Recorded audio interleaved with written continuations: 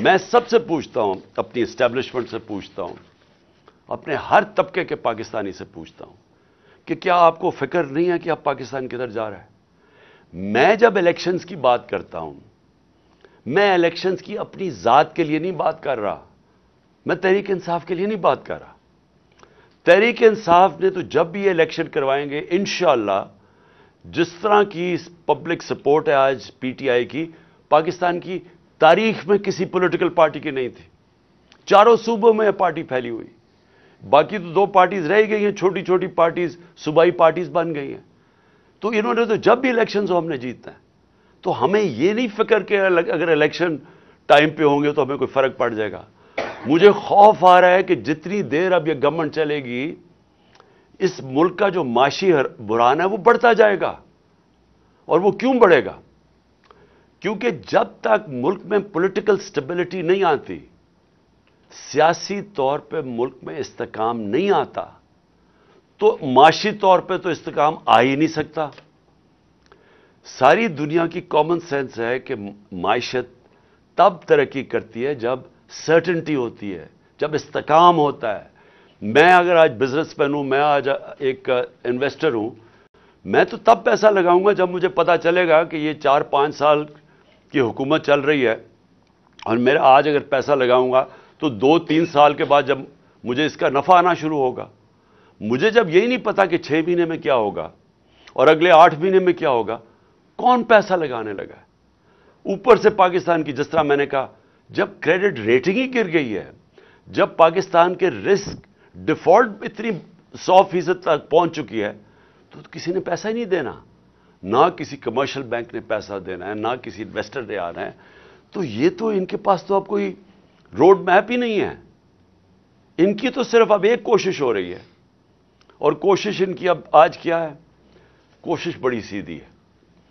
کوشش ہے کہ نا میچ اب یہ کھیل نہیں سکتے. 36 جو بائی الیکشنز ہوئے تھے ان میں سے 29 پاکستان پی ٹی آئی جیت گئی ہے. اس کے باوجود کہ ان کے پاس پوری اسٹیٹ مشینری تھی, ان کے ساتھ پورا جو اس ملک کی الیکشن کمیشن ہے, جس نے بے شرمی سے جس طرح انہوں نے ان کی مدد کی, اور اسٹیبلشمنٹ ان کے ساتھ تھی. ہمیں کہا گیا تھا نا جی سلیکٹڈ ہے, تو اب تو کسی میں شک نہیں ہونا چاہیے نا کہ کون سلیکٹڈ ہے.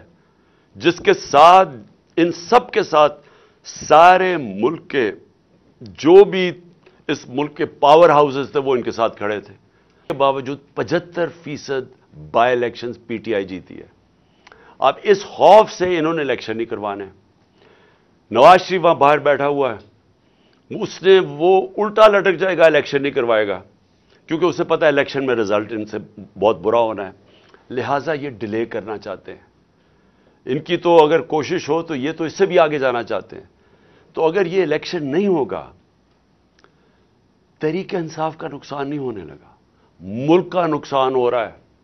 ملک جس تیزی سے نیچے جا رہا ہے, مجھے چھوڑیں, باہر کے کوئی بھی انڈیپینڈنٹ جو معیشت کے تجزیہ کار ہیں, کسی سے پوچھ لیں. یہ جو موڈیز اور فچ جو کریڈٹ ریٹنگ کرتے ہیں دنیا میں ملکوں کی, کیا وہ تو ہمارے ساتھ نہیں ہیں جو کہہ رہے ہیں کہ آج پاکستان کی ریٹنگ بالکل نیچے گر چکی ہے؟ جو آج اگر ہماری جو سی اے ڈی ہے, جو ہمارا جو کریڈٹ رسک ہے آج پاکستان کی, جو آج 100% پہ پہنچ چکی ہے, تو وہ تو ہمارے نہیں ہے. اس کا مطلب ساری چیزیں بتا رہے ہیں کہ ملک جا رہا ہے اس وقت معاشی تباہی کی طرف, اور اس کو نکالے گا صرف الیکشن. اب یہ کیا کوشش کر رہے ہیں, میں قوم کے سامنے آخر میں یہ بات رکھنا چاہتا ہوں. ان کی کوشش کیا ہے؟ ان کی نمبر 1 کوشش یہ ہے کہ ان کے سارے کرپشن کے کیسز ختم ہوں.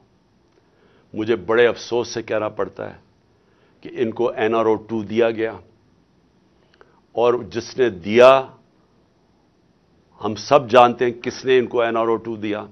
NRO 1 جنرل مشرف نے دیا, NRO 2 ادھر جو ملک کا طاقت میں تھا اس نے دیا.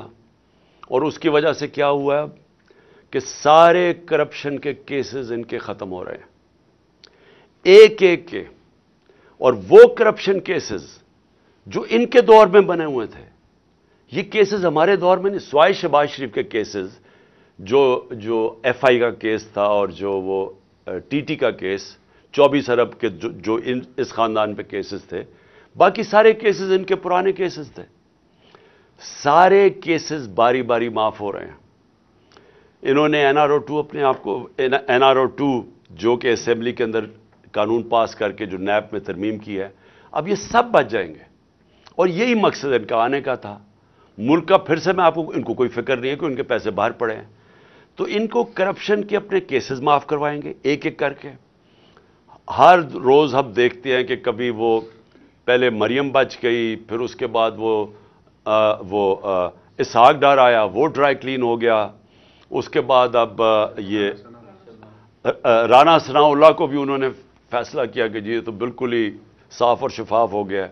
اور پھر اب سلمان شہباز صاحب لندن سے واپس آ رہے ہیں، جو کہ مفرور تھا. کس چیز پہ مفرور تھا؟ کیونکہ یہ اس کی کمپنی تھی رمضان کا، یہ ڈائریکٹلی اس کا سی او یا ڈائریکٹر تھا. 16 ارب روپے کے انہوں نے نوکروں کے نام پہ پیسہ لیا اور ان کی فیملی میں ڈسٹریبیوٹ ہوا. کوئی دنیا میں اس کیس میں نہیں بچ سکتا تھا. اور وہ اس لیے ایک دم جب اسے پتا چلا وہ باہر بھاگ گیا. اور اب وہ واپس آ گیا ہے کیونکہ وہ بھی ڈرائی کلین ہوگا. 4 گواہ مر چکے ہیں جیسی ان کی حکومت آئی. 4 گواہ اس کیس میں، مقصود چپڑاسی والے کیس میں مر چکے ہیں. مقصود چپڑاسی بھی بیچارہ مر چکا ہے. ڈاکٹر رضوان بھی مر چکے ہیں جو انویسٹیگیٹر تھے. تو ادھر سے بھی پاک ہو جائیں گے اب، اس لیے وہ واپس آ گیا ہے.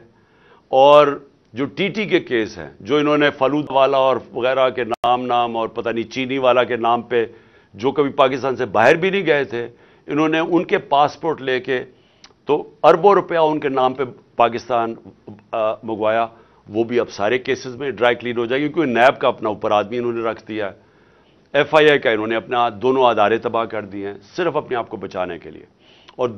اور باقی ان 2 اداروں کا یہ کام اب ہے کہ کیوں یہ ٹائم چاہتے ہیں. یہ ٹائم اس لیے چاہتے ہیں کہ تحریک انصاف کے اوپر کیسز کیے جائیں، عمران خان کو ڈسکوالیفائی کیا جائے.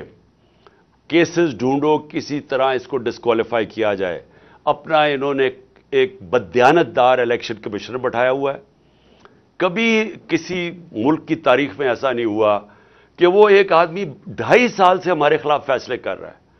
ہم 8 دفعہ عدالت میں گئے ہیں اس کے فیصلوں کے خلاف، انہوں نے اوور ٹرن کر دیا، اس کے فیصلے رد کر دیے.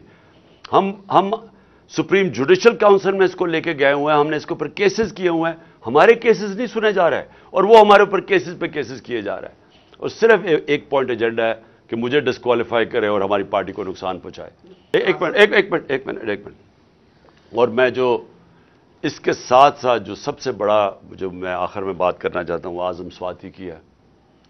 میں سمجھتا ہوں کہ ایسا میں نے اپنے ملک میں مارشل لاز میں ایسے حالات نہیں دیکھے جو اعظم سواتی سے ہو رہا ہے.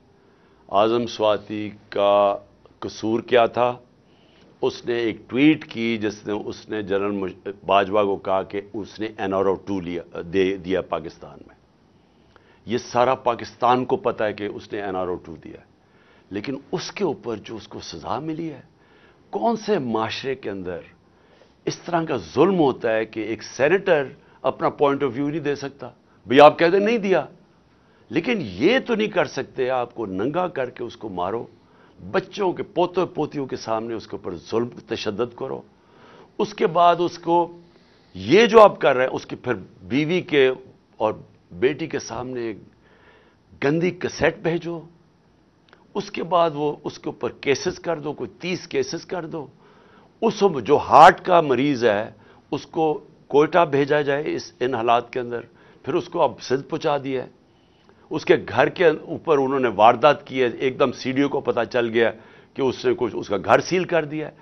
کون سی دنیا کے اندر اس طرح کے حالات ہوتے ہیں جو اپنے آپ کو جمہوریت کہتی ہے؟ یہ ظلم کا نظام ہے، اس کی انتہا ہے.